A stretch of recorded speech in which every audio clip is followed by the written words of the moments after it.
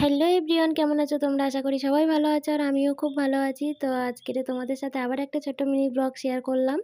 তো আমি দেখতেই পাচ্ছ সকাল সকাল উঠেই রান্নাটা বসিয়ে দিয়েছি, কারণ আজকে তাড়াতাড়ি রান্নাটা করে নেবো সমস্ত কাজ করার আগে। কারণ অনেক দিন হয়ে গেল রান্নাঘরটা ভালো করে গোবর দেওয়া হয় না আর পরিষ্কারও করা হয় না, কারণ রান্নাঘরে অনেকটা পরিমাণে কাঠ রাখা ছিল, তা অনেকটা আমি খালি করে ফেলেছি কাঠ।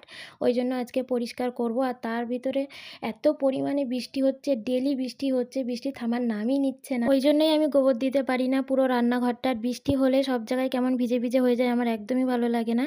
তো আজকের একটু ওয়েদারটা ভালো ছিল, ওই কারণে গোবর দেওয়ার জন্য আমি সমস্ত কাজ করার আগে আমি রান্নাটা করে নিচ্ছিলাম, কারণ গোবর দেওয়ার পরে কিন্তু আর ঢোকা যায় না রান্নাঘরে না শুকালে। তো এখানে আমি আজকে সকালে রান্না করছিলাম শুধু উচ্ছে ভাজা আর ভাত, কারণ রাত্রিরে বাবা বলেছিল যে সকালে উচ্ছে ভাজা করবে, অনেক দিন খাওয়া হয় না।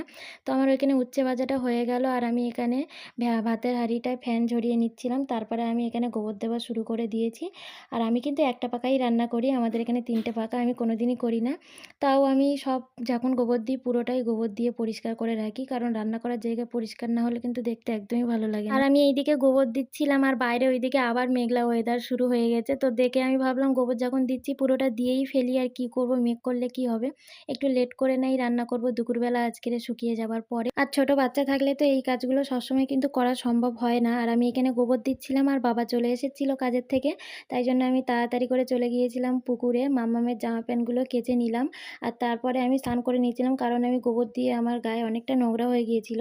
আর আমার ছোট বাচ্চা আছে তো সেই কারণে আমি স্নান করে নিয়েছিলাম, ওকে তো আর নোংরা অবস্থায় নেওয়া যায় না। মাম্মামের জামা প্যান্টগুলো ধোয়া হয়ে গেলে আমি কিন্তু পুকুরেই স্নান করি, পুকুরে স্নান করে নিয়েছিলাম। আর পুকুরে স্নান করা কিন্তু একটা মজাই আছে আলাদা।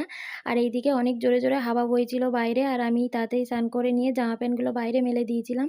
তো হাওয়া হচ্ছিল ওই কারণে আমি বাইরে মেলেছি, আসার আগে জামা প্যান্টগুলো শুকিয়ে গেলে ভালোই হবে। তো আমি এখানে জামা প্যান্টগুলো মেলে খেতে চলে গিয়েছিলাম। আর আমি তো উচ্ছে ভাজা খাই না, সেই কারণে আমি একটু মাখন দিয়ে ভাত খাচ্ছিলাম। আর আমার মাম্মাম তার ভিতরে ঘুম থেকে উঠে পড়েছে। তো টাটা এভরিওয়ান, ভিডিওটা ভালো লাগলে অবশ্যই কমেন্টে জানিও। টাটা।